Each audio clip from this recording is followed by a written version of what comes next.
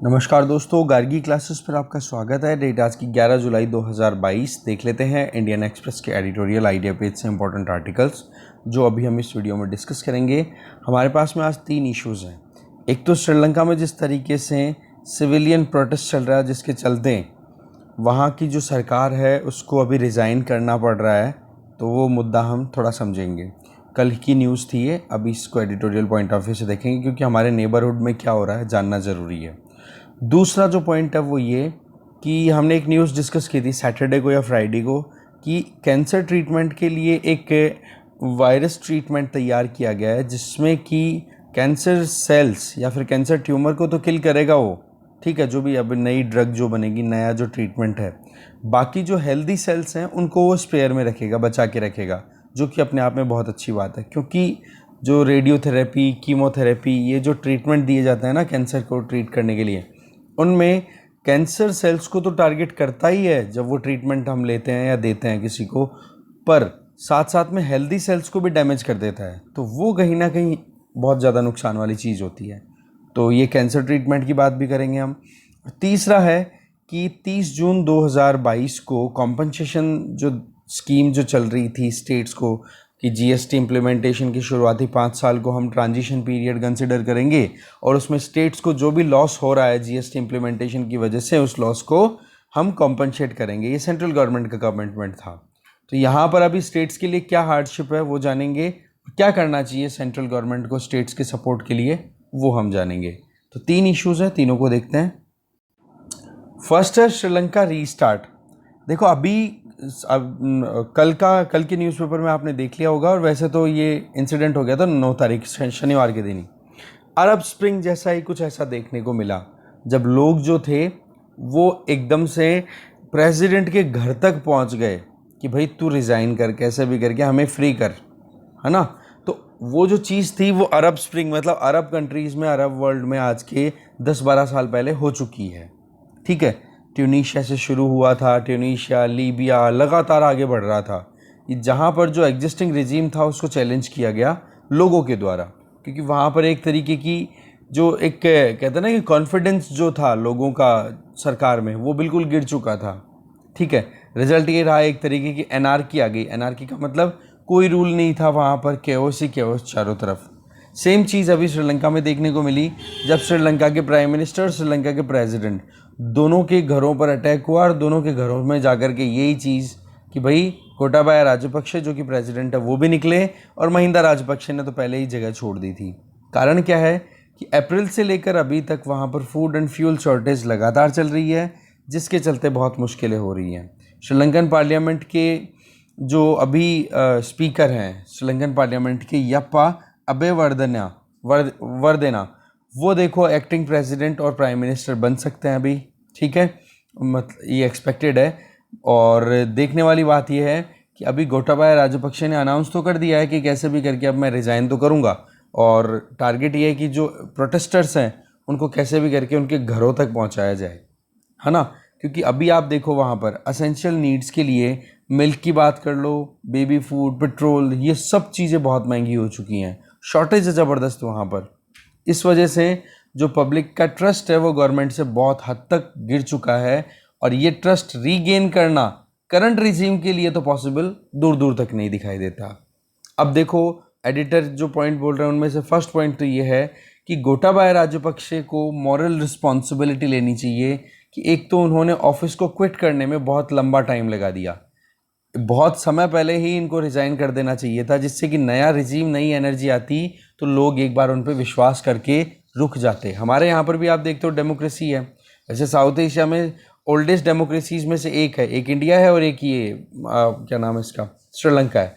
But हमारे यहाँ पर भी जैसे कभी कोई मान लो रेलवे में एक्सीडेंट्स हो रहे थे बैक टू बैक, तो वहाँ पर रेलवे मिनिस्टर रिज़ाइन कर देते हैं। वो रिज़ाइन इसलिए करते हैं कि वो एक चेहरा बन जाता है, ठीक है, कि भाई ये बंदा है, ये मिनिस्टर है, इसकी वजह से ये प्रॉब्लम हुई है। तो जब वो रिज़ाइन कर देते हैं ना, तो उस केस में वहाँ पर वो एक तो रिस्पॉन्सिबिलिटी होगी उनकी, और दूसरा कोई नया चेहरा आकर के बैठेगा तो लोग एकदम से अटैक नहीं करेंगे। और डेमोक्रेसी में तो पता है आपको, लोकतंत्र भी है तो भीड़ तंत्र भी वही बन जाता है कि लोग फिर बाद में कानून को नहीं समझते हैं। जब भीड़ के जच गई तो ये करना है तो वो होगा ही फिर। तो ऐसे में मोरल रिस्पॉन्सिबिलिटी गोटाबाया राजपक्षे की पहले थी, को रिज़ाइन पहले कर देना था, पर ये भी क्या, ब्लेम गेम में फंस गए। अपने जो कैबिनेट के मिनिस्टर्स थे उन पे कह दिया कि इसने ये अच्छा नहीं किया, उसने अच्छा नहीं ये नहीं किया। फिर महिंदा राजपक्षे जो कि प्राइम मिनिस्टर थे, उनका रेजिग्नेशन होने के बाद में रानिल विक्रमसिंघे को ला करके बिठा दिया प्राइम मिनिस्टर के तौर पे, जिनका अच्छा खासा पकड़ था श्रीलंकन पॉलिटिक्स में, ठीक है, एक्सपीरियंस भी था इकोनॉमी को मैनेज करने में। पर उनकी भी क्रेडिबिलिटी ख़त्म हो गई कि बोले राजपक्षा फैमिली के साथ में जुड़ करके, और इन्होंने भी अपनी तरफ से पूरी अपनी, कहते ना कि अपनी रेपुटेशन बिल्कुल डाउन कर ली। अब हम बात करें दिल्ली की, तो दिल्ली तो देखो कोलंबो को बहुत हद तक सपोर्ट करता आ रहा है। अगर 2022 के साल की बात करें, 3.5 से 4 बिलियन डॉलर्स तक हम सपोर्ट दे चुके हैं, चाहे फिर वो हम पैसा दे खाने के लिए, फ्यूल के लिए। और अभी की बात करें तो हम एक ही चीज़ चाहते हैं, भाई शांति से जल्दी वहाँ पर स्टेबल गवर्नमेंट आए, क्योंकि जिस तरीके से एक अफ़गानिस्तान एक फेल्ड स्टेट के तौर पे अभी साबित हो चुका है, एग्जैक्टली वैसे ही अगर श्रीलंका में कोई ऐसा इवेंट बन कर के आए तो वो ठीक बात नहीं होगी। इवन वर्ल्ड कम्युनिटी को भी यही काम करने की ज़रूरत है। श्रीलंका के आज की टाइम की परिस्थितियाँ क्या हैं? एक तो पॉलिटिकल क्लींजिंग होनी ज़रूरी है, क्योंकि वहाँ पर नेपोटिज्म के चलते वहाँ पर बहुत ज़्यादा पॉलिटिक्स बिगड़ गई है।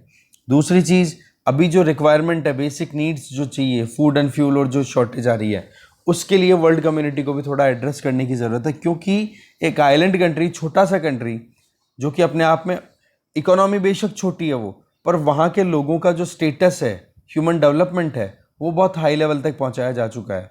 तो उस केस में वो एकदम से डिक्लाइन करे तो वो ठीक बात नहीं होती। ये एग्जैक्टली वैसा ही कुछ सिनेरियो अभी करंटली डेवलप हो रहा है यहाँ पर श्रीलंका में, जो कि 1980s के टाइम पे लेफ्ट जनता विमुक्त पर पेरामुना, ये एक रेवोल्यूशन स्टार्ट हुआ था लेफ्टिस्ट आइडियोलॉजी का। तो बोलो उसी टाइम पर इस तरीके की अनार्की देखने को मिली थी, जब लोगों ने सारा कानून अपने हाथ में ले लिया था, कानून को तोड़ा था। तो इसका देखो, एक तो ये है कि पार्लियामेंट्री पॉलिटिक्स जो है वो ठीक होनी चाहिए वहाँ पर एक तो सबसे बड़ी प्रॉब्लम क्या है, कभी तो प्रेसिडेंट पावरफुल बन जाते हैं और कभी प्राइम मिनिस्टर पावरफुल बन जाते हैं। एक चीज़ बिल्कुल क्लियर कट नहीं है हमारे जैसे यहाँ पे, कि प्रेसिडेंट जो है वो नॉमिनल हेड है और प्राइम मिनिस्टर एक्चुअल हेड है।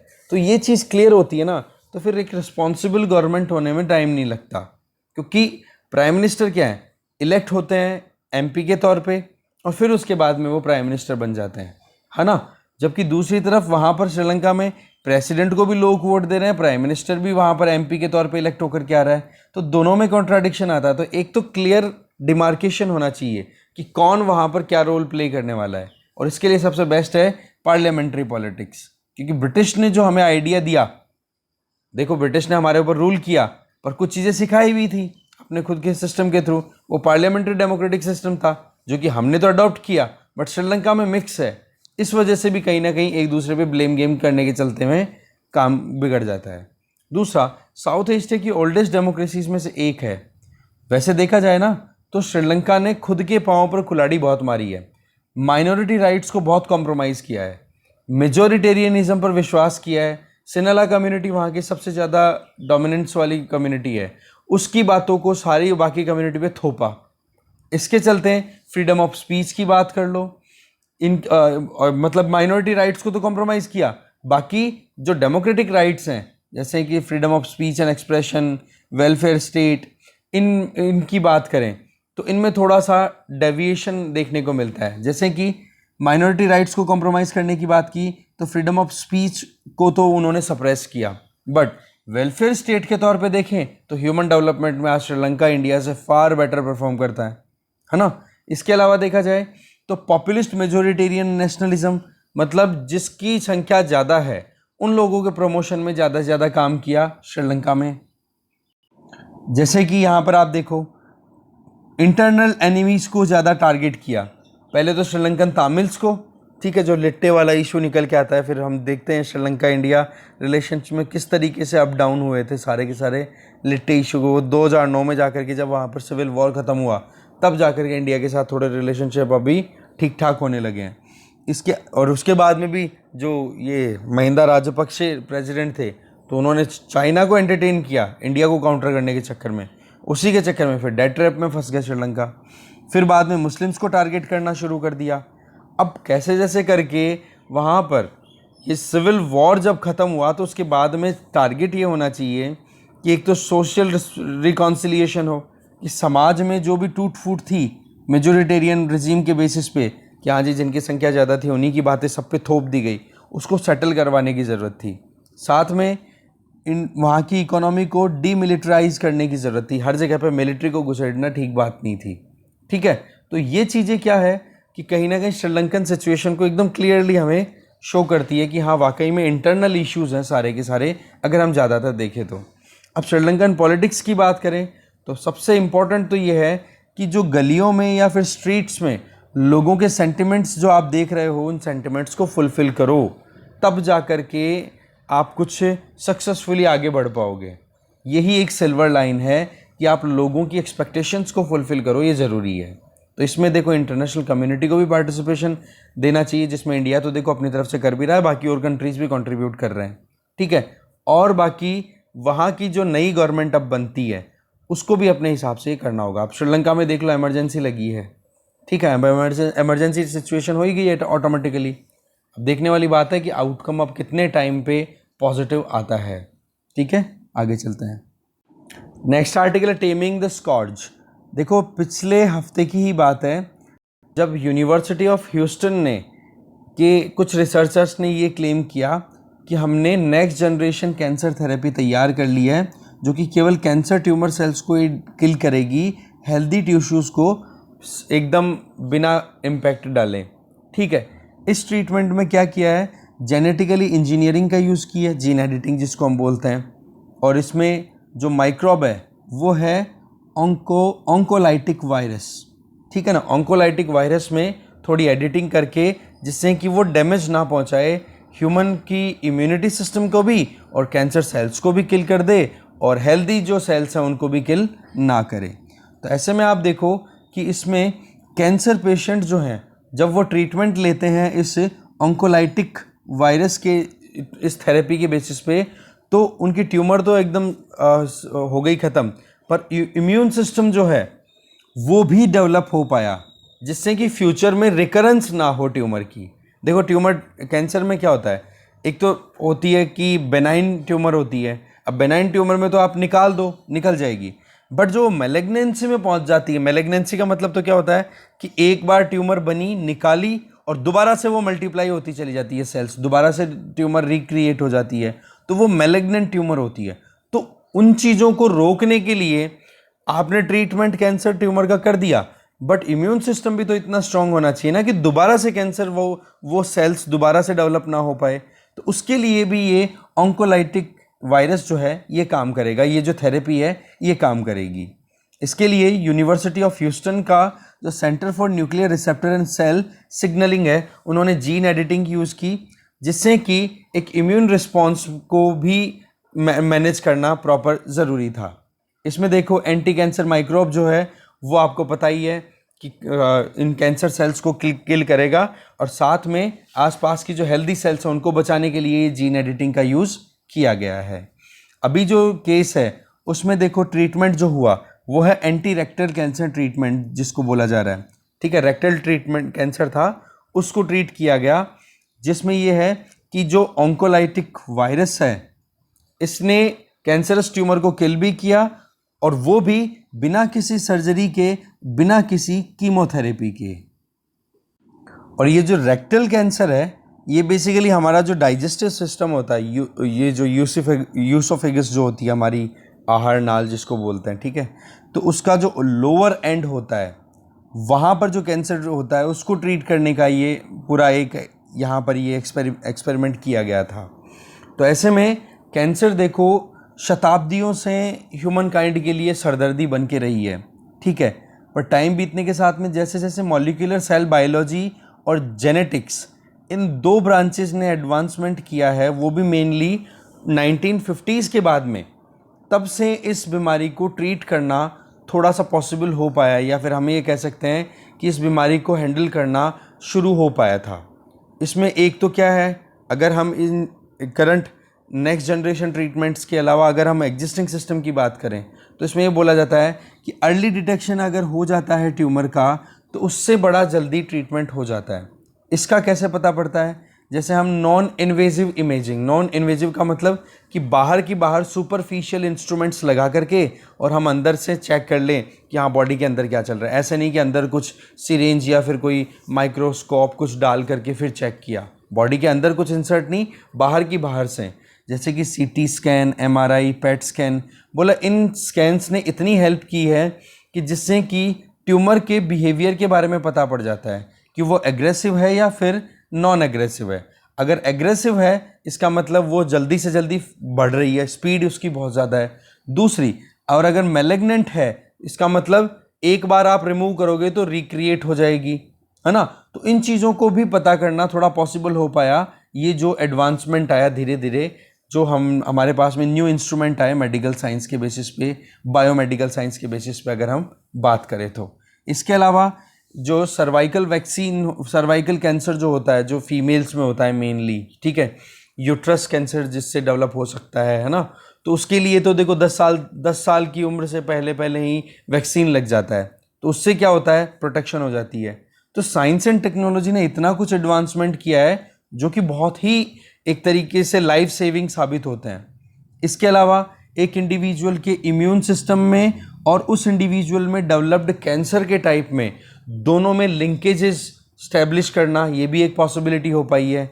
इसके अलावा एक इंडिविजुअल में अगर कैंसर डेवलप हो भी रहा है तो उसके आसपास के एनवायरनमेंट की, उसकी कल्चरल प्रैक्टिसेस की और उसकी खुद की हैबिट्स का भी इम्पैक्ट सीधा होता है। ये भी हम ड्रॉ कर पाएँ कि भाई ये चीज़ करनी चाहिए, ये नहीं करनी चाहिए, ये करने से ये नुकसान है। या आजकल हमें इतना कुछ अवेयरनेस है कि भाई कैंसर इस वजह से होती है, तो कम से कम उन चीज़ों से तो बच सकते हैं।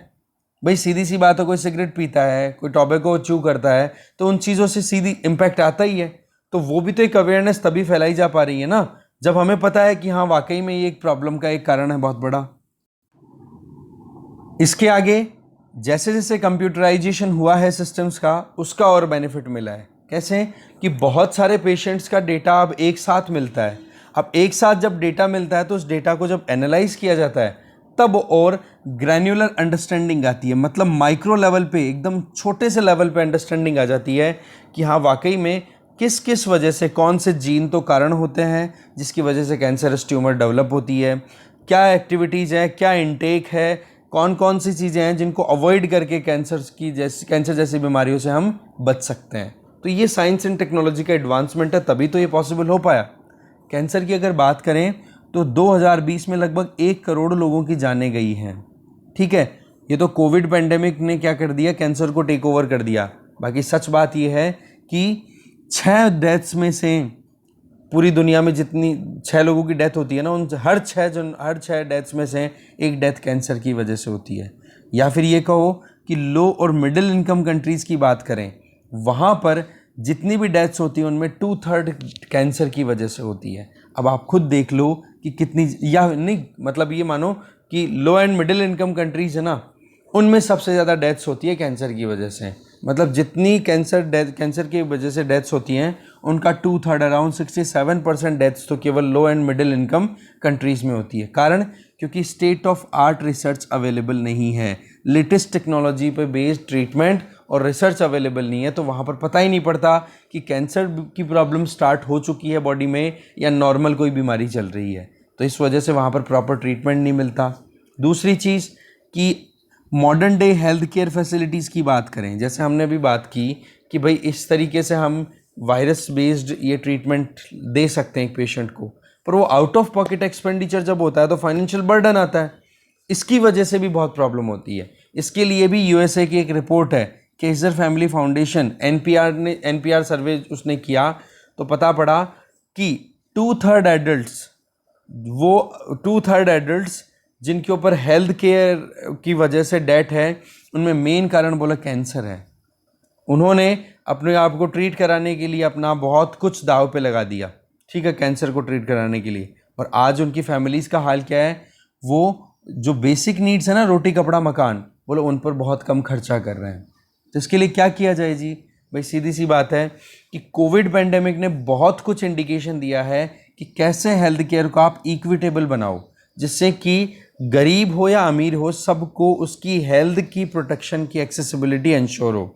ठीक है, जैसे हमारे यहाँ पर प्रधानमंत्री आयुष्मान भारत स्कीम चल रही है, वो इसीलिए चलाई गई है कि भाई जो लोअर इनकम फैमिली हाउस जो फैमिलीज़ हैं उनको ये सोचना ना पड़े कि ट्रीटमेंट के पहले कि हाँ जी मेरे पास पैसा है या नहीं। दूसरा, कोविड के वैक्सीन को, कोविड ट्रीटमेंट को लेकर के जो पेटेंट सिस्टम है उसको भी हैंडल करने की बात की गई, जिसमें कि अल्टीमेटली अभी ब्रेक थ्रू तो मिला है कि WTO में ये अप्रूवल मिल चुका है कि अभी कोविड से रिलेटेड जो भी वैक्सीन्स हैं उनको प्रोड्यूस किया जा सकता है, जेनेरिक वर्जन उनका प्रोड्यूस किया जा सकता है।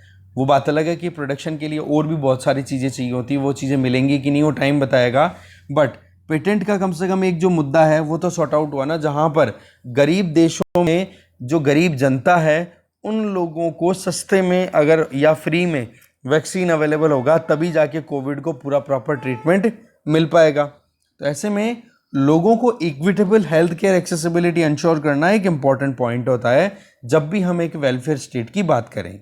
ठीक है, तो ऐसे में कैंसर ट्रीटमेंट को भी एसेंशियल कॉन्वर्सेशन का पार्ट बनाना चाहिए, और ये बीमारी बहुत सालों से, सदियों से परेशान करती आई है, तो इसका ट्रीटमेंट होना जिसमें कि एक इंडिविजुअल हेल्दी लाइफ आगे जी सके वो अपने आप में बहुत इंपॉर्टेंट ब्रेक थ्रू है, और इसका फ़ायदा ह्यूमन इंडिविजुअल जो भी इन्डिविजुअल्स उन सबको मिलना चाहिए।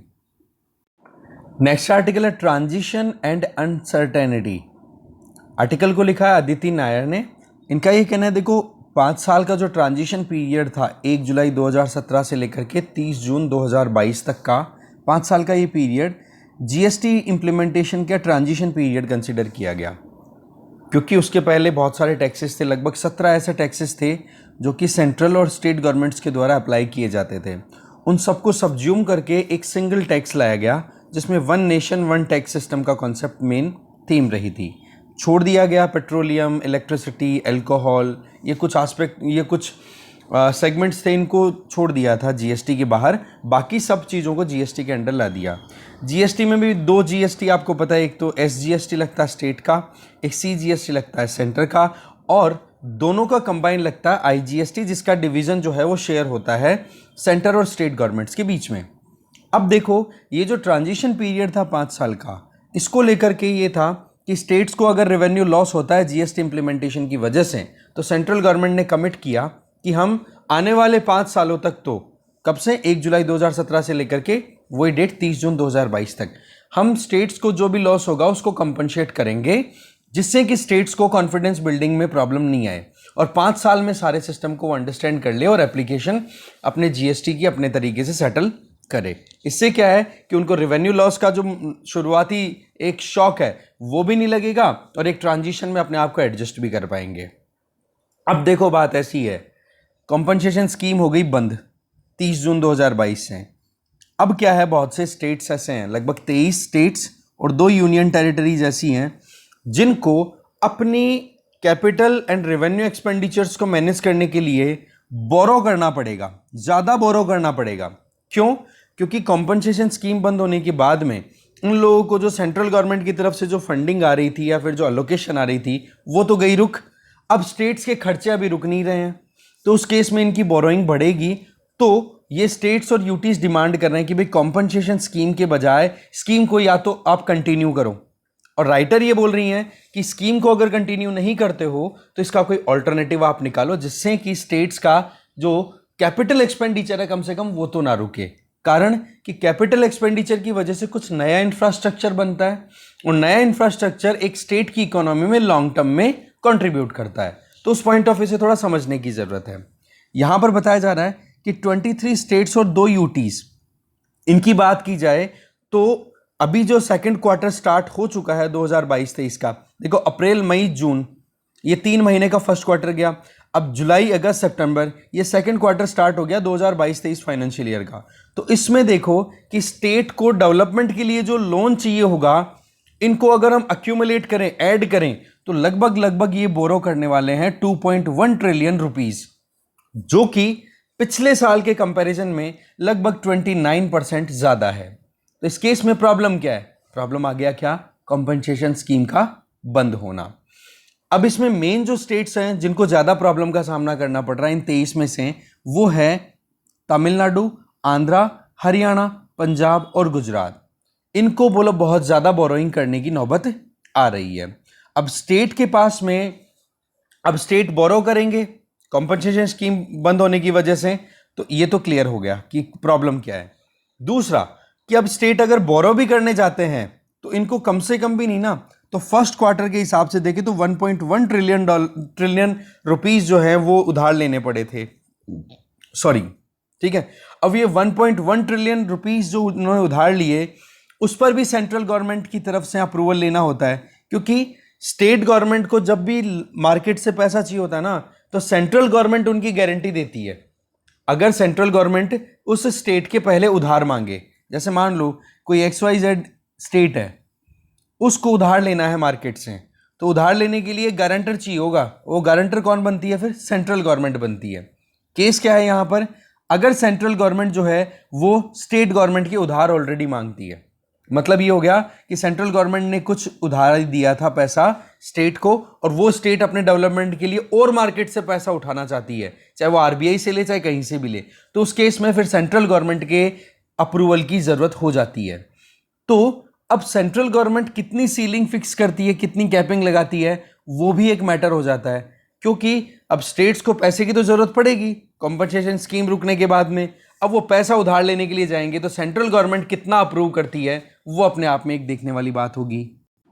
दूसरा, सेंट्रल गवर्नमेंट ने स्टेट गवर्नमेंट्स को बजट स्पीच के टाइम पे अनाउंस भी कर दिया कि आप जो ऑफ बजट बोरोइंग करते हो, एक तो क्या होता है कि स्टेट्स जो हैं वो अपने खर्चे को, लागत को, खर्चा, इनकम और जो भी उधारी लिया है वो सारा का सारा बजट में शो करते हैं। अब एक होता है कि बजट के बाहर, बजट में बिना दिखाएं अपनी बोरोइंग करते हैं अपनी ज़रूरतों को पूरा करने के लिए। तो उस केस में क्या होता है, स्टेट्स के ऊपर डेट तो लगातार बढ़ता चला जाता है, कर्जा तो बढ़ता चला जाता है, बट वो बजट में दिखाते नहीं है, तो सेंट्रल गवर्नमेंट को क्लियर डेटा नहीं पहुंच पाता। तो सेंट्रल गवर्नमेंट ने क्या कर दिया कि पिछले 2 साल, 2 फाइनेंशियल ईयर 2020-21, 2021-22 दोनों का डेटा जो आपने ऑफ बजट बोरोइंग की है उसको आप पूरा एडजस्ट करोगे बजट के साथ में, फिर उसके बाद में बोरोइंग की सीलिंग फिक्स की जाएगी। क्योंकि होता क्या है, स्टेट गवर्नमेंट्स बड़ी यहाँ पर थोड़ा कहते हैं ना कि बड़ी चालाकी से काम चला जाती हैं कि अपने वोट बैंक को फिक्स करने के चक्कर में बहुत सारा खर्चा ऐसे कर दिया जाता है जिसके चलते वो स्टेट कर्जे में जाता है। जैसे पंजाब का हमने नाम लिया, पंजाब का ऐड आता है 300 units electricity free of cost दी जा रही है। भाई वो पैसा आएगा कहाँ से? या तो सेंट्रल गवर्नमेंट देगी, या खुद रेवेन्यू कलेक्ट करो, या फिर उधार लोगे। अब भाई उधार लेकर के आप घी खा रहे हो या हलवा खा रहे हो या मक्खन खा रहे हो, तो भाई कर्जा तो आपकी पुश्तों को चुकाना पड़ेगा। आने वाली जो जनरेशन है उनके ऊपर लोड जाएगा कि हाँ जी हमारे दादा ने मावा खाया था इसलिए अब हमें कर्जा चुकाना पड़ रहा है। तो वो जो चीज़ है वो ऑन डॉक्यूमेंट आ जाए तो क्लैरिटी आती है, जिससे कि गवर्नमेंट को, सेंट्रल गवर्नमेंट को पता पड़े कि एक्चुअल में कितना कर्जा है एक स्टेट पे और कितना हमें उसको और बोरो करने के लिए अलाउ करना है। तो ऐसे में स्टेट गवर्नमेंट्स और ज़्यादा टेंशन में आई हुई हैं। इसके आगे देखें, आंध्रा की बात करो, हरियाणा की बात करो, महाराष्ट्र, पंजाब, इन्होंने तो देखो पिछले हफ्तों के अंदर कुछ बॉन्ड्स भी रिलीज़ किए हैं और पैसा भी इकट्ठा किया है।